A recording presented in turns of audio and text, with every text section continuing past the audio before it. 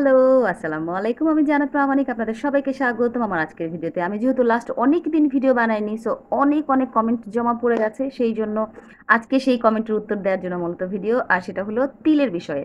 তিলের বিষয়ে অনেকগুলো কমেন্ট আছে। আমি যদি একসাথে ভিডিও বানিয়ে ফেলি তাহলে ভিডিও অনেক বড় হয়ে যাবে আর সকলেরই দেখতে অসুবিধা হবে। কারণ সবার আসলে সবটার দরকার নেই। সো আমি আলাদা আলাদা করে বানাবো। যার যেটা দরকার সে সেটা দেখে নিতে পারবে। সো আজকের বিষয় হচ্ছে যে অনেকেই হালকা হালকা যে লালচে তিলগুলো থাকে সেগুলো নিজে তুলে বা পার্লার থেকে তুলে এসে ভোগান্তিতে পড়ে এখন বলছে যে আপু এরকম ভাবে করেছিলাম, এরকম হয়েছে, এখন কি করব, ব্লা ব্লা ব্লা ব্লা। তো সবার আগে বলে নিই যে লাল তিল কিভাবে তুলবেন এবং যদি কিছু হয়ে যায় তখন কি করবেন।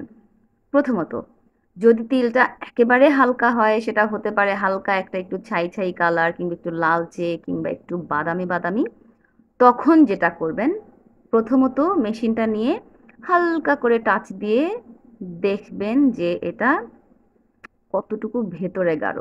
এটাকে হালকা করে টাচ দিলে হচ্ছে নাকি বেশি দিলে হচ্ছে নাকি আরো কতটুকু দিলে হচ্ছে। প্রত্যেকটা তিলের মধ্যে হালকা করে আগে টাচ দিয়ে দেখবেন যে এটা কতটুকু পরিমাণ ভেতরে আছে। দেখবেন, বুঝবেন, তারপরে গিয়ে তুলবেন।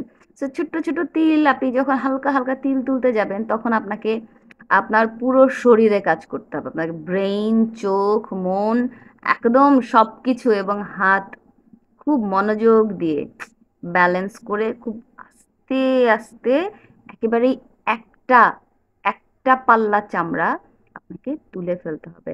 আপনি যদি একটা পাল্লা চামড়া বা দুইটা পাল্লা চামড়া সম পরিমাণে তুলতে পারেন তাহলে আর স্পট পড়বে না। অনেকেই বলে যে আপু তিল তুলেছি অথচ স্পট পড়ে গেছে। স্পট পড়ার সম্ভাবনা একমাত্র থাকে গাঢ় কালো তিলে, যেমন আমার এগুলো আমি আগেই বলেছি যে আমার এগুলোতে দাগ থাকার সম্ভাবনা আছে বা গর্ত থাকার সম্ভাবনা আছে, তাহলে আমি অপারেশন করাবো। সো সেটা আমি এখনো করাইনি। আমি এখনো পর্যন্ত নিজেই চেষ্টা করছি এটা ঠিক করার। এটা আমার পক্সের দাগ, এটা কোনো দাগ না। বাকি যে তিলগুলো ছিল হালকা বা গাঢ় সেগুলো সবগুলোই চলে গেছে। এটা আমার একটা ব্রণ হয়েছিল, আমি ফুটেছিলাম, এই জন্য হয়েছে। অন্যথায় আমার কোনো স্কিনে দাগ নেই, সেগুলো চলে গেছে। আর সবচেয়ে বড় কথা হচ্ছে আমি তেমন কোনো স্কিন কেয়ারও করিনি যে এগুলো চলে যাবে, ফ্রেশ হয়ে যাবে। তো আবারও চলে যাই হচ্ছে তিল তোলায়। একেবারেই হালকা করে টিপে টিপে ধরে, মানে পুরো, আবারও বলি, ব্রেইন, চোখ, মন পুরোপুরি একই জায়গায় ধ্যান লাগিয়ে খুব আলতোভাবে হাতটাকে ব্যালেন্স করতে হবে। খুব এক পাল্লা তিল খুব সুন্দরভাবে সমান করে তুলতে হবে। ঠিক যতটুকু দরকার অতটুকু, বেশি করা যাবে না। একটা তিলের মধ্যে আপনি এক জায়গায় এক পাল্লা তুলছেন, এক জায়গায় দুই পাল্লা, এক জায়গায় তিন পাল্লা, বাঁকা তারা এবড়ো থেবড়ো করে যদি তোলেন তাহলে এটা স্পট পড়ে থাকবে, এমনকি গর্ত থাকা কিংবা এবড়ো থেবড়ো থাকার সম্ভাবনা আছে। তাহলে কি হবে, ক্লিন হবে না।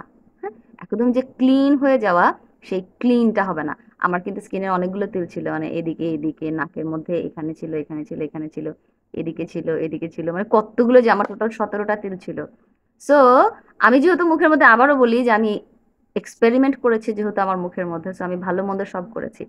এই জন্য আমি বলছি যে এগুলো করবেন আর এগুলো করবেন না। আমি তো সবটাই করেছি, এভাবে ওভাবে সেভাবে। অন্যের স্কিনে করলে অন্যের ক্ষতি হতো। সো আমি নিজেটার মধ্যে করেছি যে আমাকে তো অন্য কোথাও টাকা দিয়ে করতে হচ্ছে না। সো আমি যেভাবে সেভাবে হোক না কেন আমি এগুলোকে ঠিকঠাক করে ফেলবো, যেহেতু কাজ করতে করতে অনেকটা প্র্যাকটিস করতে করতে করতে করতে আসলে অভ্যস্ত হয়ে গেছি। এগুলো আমি ঠিকঠাক করে ফেলবো আস্তে আস্তে ইনশাআল্লাহ। তো বিষয় হচ্ছে যে একটা তিল তুলে ফেললেন এক পাল্লা করে, দ্বিতীয় তিল তুলতে যাচ্ছেন দুই পাল্লা করে, তৃতীয় তিল আপনি দেখতে পাচ্ছেন যে আরো গাঢ়, একটা পাশে একটু গাঢ় আরেকটা পাশে আরো বেশি হালকা বা গাঢ়, তখন আপনি কি করছেন, তিন পাল্লার এক পাল্লা, তা করা যাবে না। তিন পাল্লা মানে তিন পাল্লাই তুলতে হবে, এক পাল্লা মানে এক পাল্লাই তুলতে হবে। আর যদি না তোলেন তাহলে আপনাকে গ্যাপ রাখতে হবে, প্রয়োজনে তুলেনি না, সেটাকে ছেড়ে দেন। কেন ছেড়ে দিবেন সেটাও বলি। কারণ হচ্ছে আপনার মুখে ধরেন যে 10টা তিল আছে এখানে বা 30টা তিল আছে। এখন আপনি প্রত্যেকটা তিল যখন তুলতে যাবেন দেখবেন যে এর মধ্যে 2 4 5টা তিল থাকবে, যেটা তুলতে গেলে আপনি বুঝতে পারবেন যে তিলগুলোর মধ্যে ঝামেলা আছে। কোথাও গাঢ়, কোথাও পাতলা। আবার আপনি যখন করতে যাবেন দেখবেন কি যত করছেন ততই ভেতর থেকে কালো বের হচ্ছে এবং কি আশেপাশে থেকে ছড়িয়ে যাচ্ছে, কালো বের হচ্ছে। এখানে করছেন দেখছেন আরো কালো কালো কালো চলে যাচ্ছে, এদিক থেকে দেখবেন যে আস্তে আস্তে আরো কালো যাওয়ার সম্ভাবনা আছে, ভেতর দিকে আরো কালো যাওয়ার সম্ভাবনা আছে। So আপনাকে বুঝতে হবে যে কতটুকু যাওয়া যাবে কতটুকু যাওয়া যাবে না, কতটুকু পাশে কিংবা ভেতরে যাওয়া যাবে কিংবা যাওয়া যাবে না, সেটা বুঝে আপনাকে সেটা তুলতে হবে, কিংবা যতটুকু করেছেন ওটাকে ছেড়ে দিতে হবে। ওইটা আর কিচ্ছু করার দরকার নেই, ওইটা এমনিতেই ঠিক হয়ে যাবে।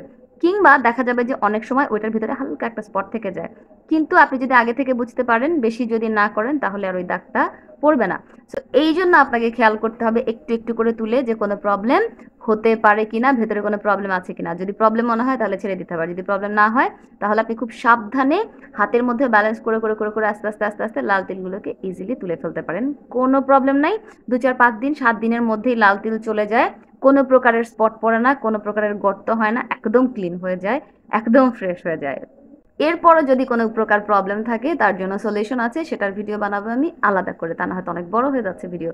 এবং আমার কাছে যদি কেউ তিল তুলতে চান তাহলে অবশ্যই জান্নাত প্রামাণিক লিখে পেজে ইনবক্স করতে পারেন, কিংবা ডেসক্রিপশনে কিংবা পিন কমেন্টে ফোন নাম্বার দেওয়া আছে, হোয়াটসঅ্যাপ করতে পারেন কিংবা ডিরেক্ট কল করতে পারেন।